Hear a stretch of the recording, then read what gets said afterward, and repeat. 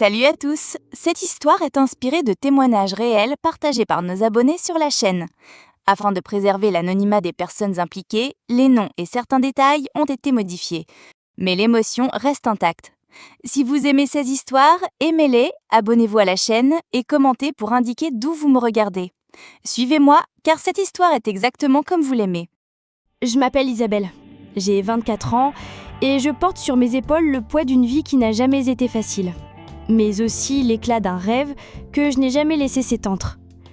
Je suis née dans une communauté modeste de l'intérieur du Mexique où les chemins de terre sont plus fiables que les promesses des politiciens.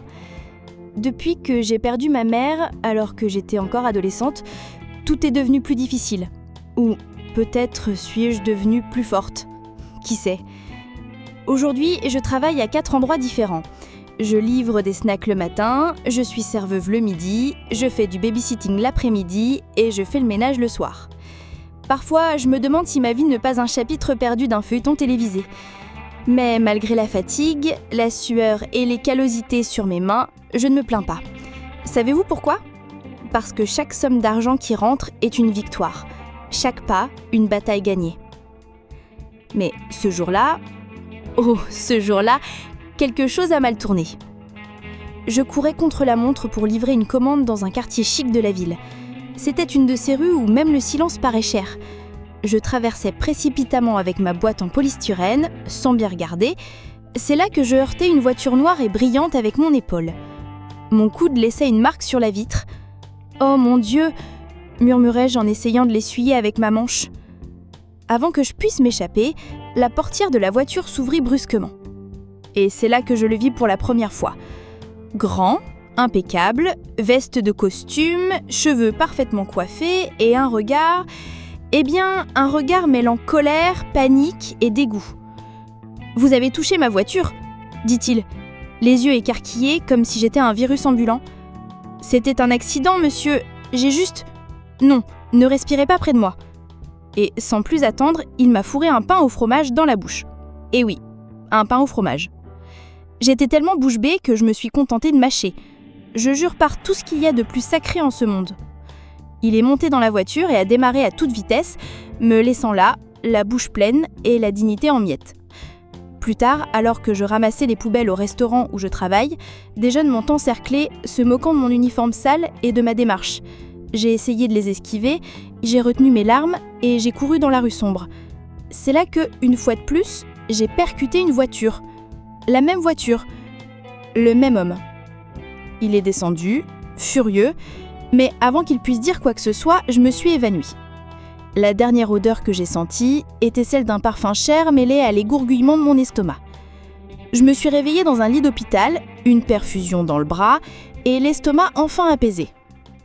Il était à côté de moi, assis, les yeux rivés au sol. « Tu n'as pas mangé depuis des jours ?» demanda-t-il, sans me regarder. J'ai hoché la tête, gênée. « Et pourquoi n'as-tu pas demandé de l'aide ?»« Parce que je suis en vie, et c'est déjà une aide précieuse. » Il a poussé un profond soupir.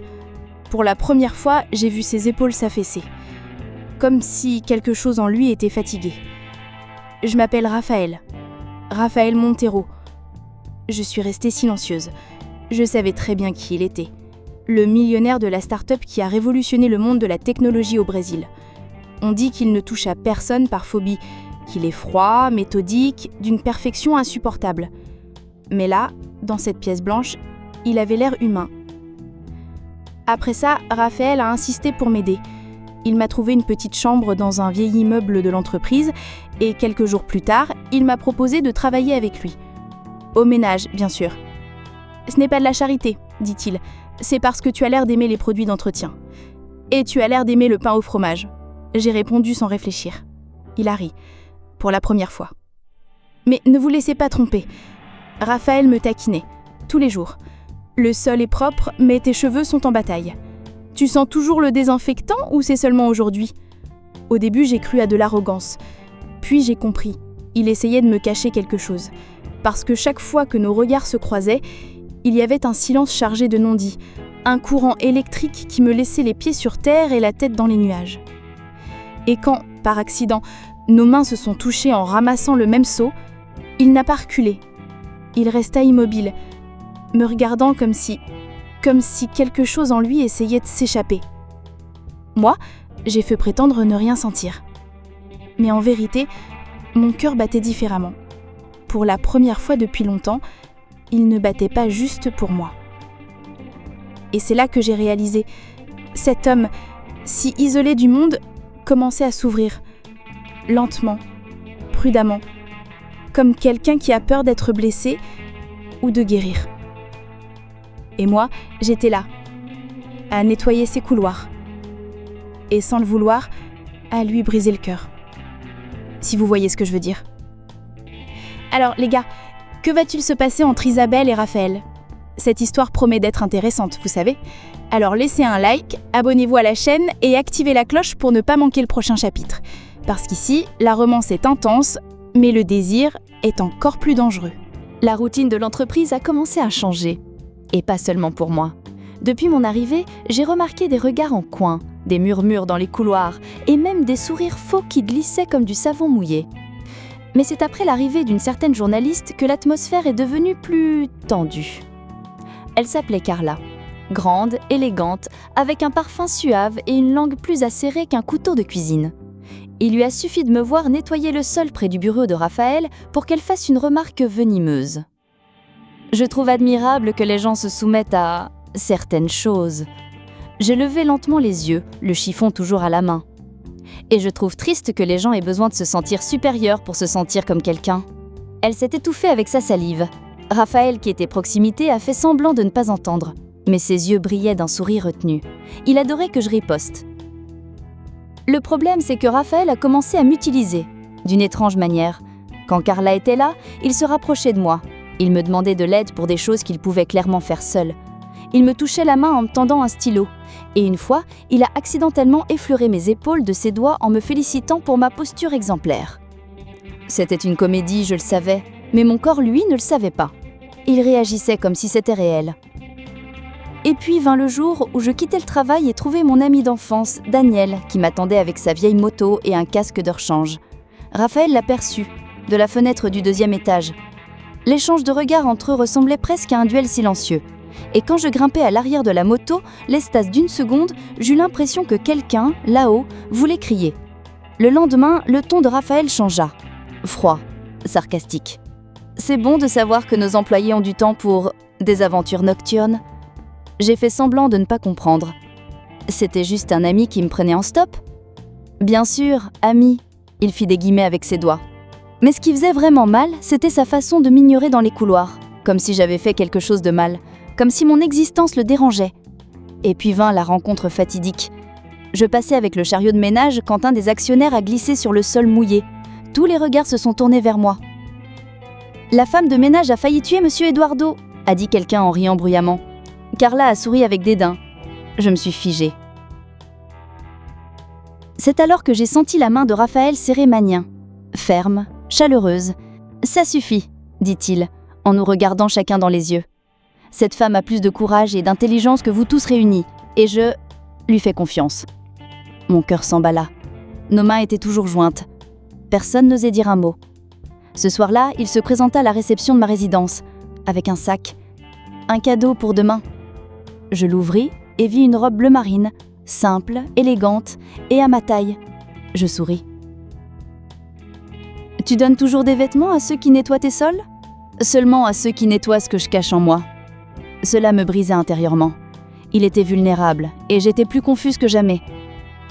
Au dîner Baffer, tout le monde me regardait comme si je venais d'une autre planète. Raphaël ne pouvait pas me quitter des yeux.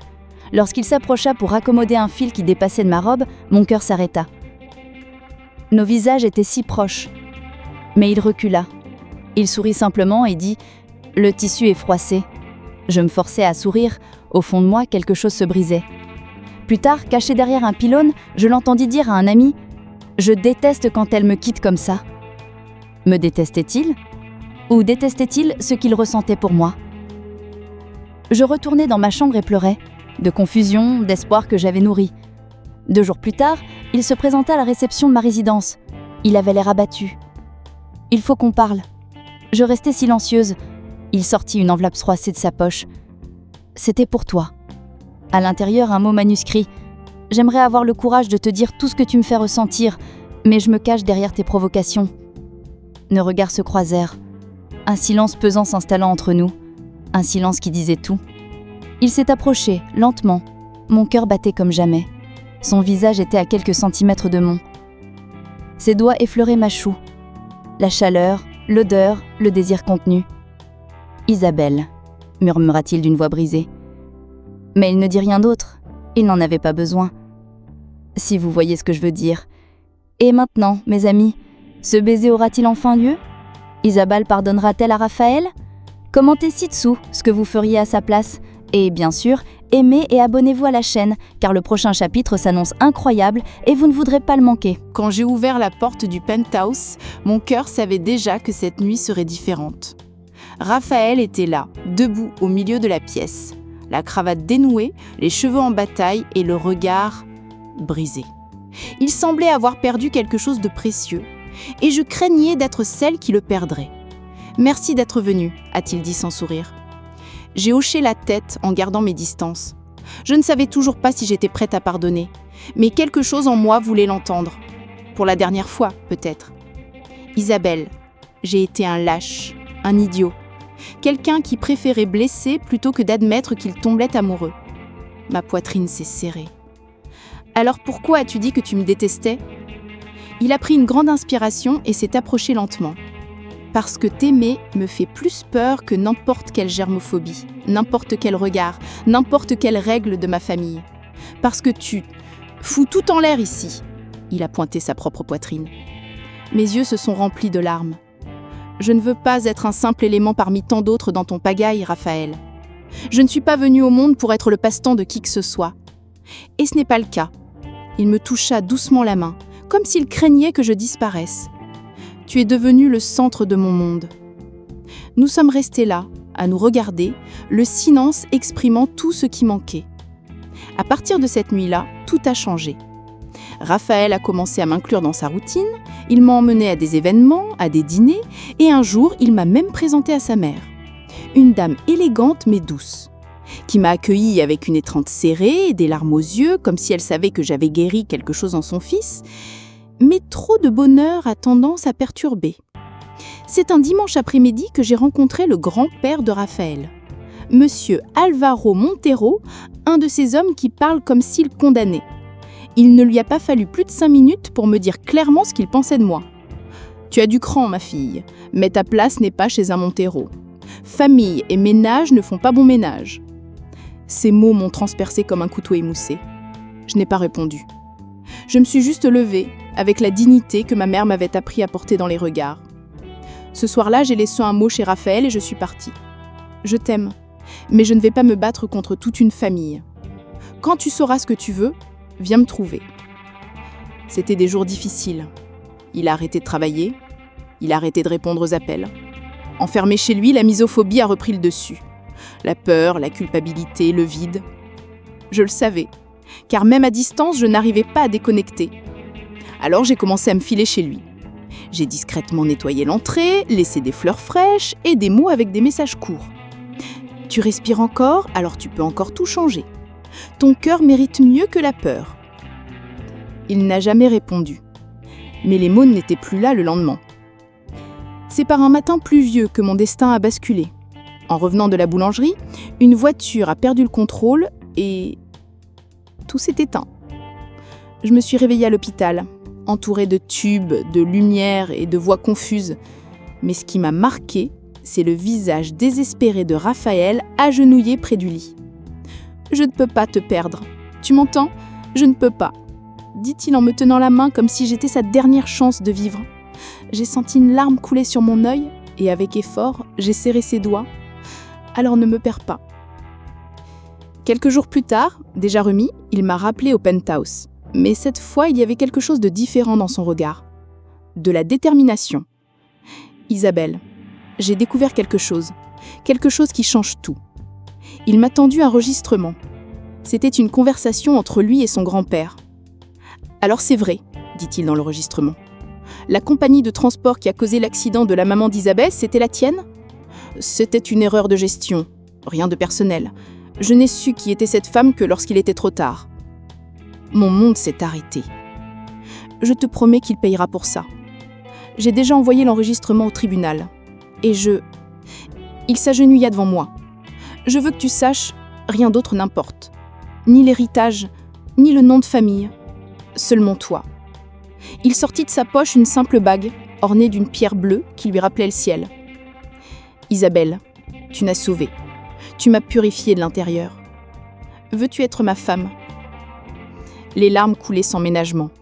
Mais mon sourire était plus grand qu'il ne l'avait été depuis des années.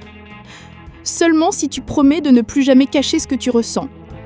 Je te le promets, si tu promets de m'aimer même les jours où je suis insupportable. Je fais ça depuis le premier pain au fromage que tu m'as enfoncé dans la gorge, je plaisantais, le faisant rire. Nous nous sommes mariés dans un petit jardin, avec des pâquerettes et de la lavande, les fleurs préférées de ma mère. Mes amis du travail étaient là, dont Carla, avec un sourire sincère au visage. Sa mère m'a serré dans ses bras comme sa fille. Et Raphaël, en costume blanc et aux yeux brillants, semblait être un autre homme. Quand je suis arrivée à l'hôtel, tout s'est arrêté. C'était comme si le temps nous appartenait. Tu m'as guéri de l'intérieur, dit-il. Aujourd'hui, je suis un homme meilleur grâce à toi. Et malgré toutes tes peurs, tu m'as montré ce que signifiait aimer vraiment. Répondis-je, le cœur plus léger que je ne l'avais été depuis des années. Nous nous sommes embrassés là, parmi les fleurs, les amis et un nouveau départ. Et à cet instant, j'ai su. Notre histoire ne parlait pas de différence, mais de deux cœurs obstinés qui ont choisi de se trouver, même quand le monde entier semblait s'y opposer. Si vous voyez ce que je veux dire.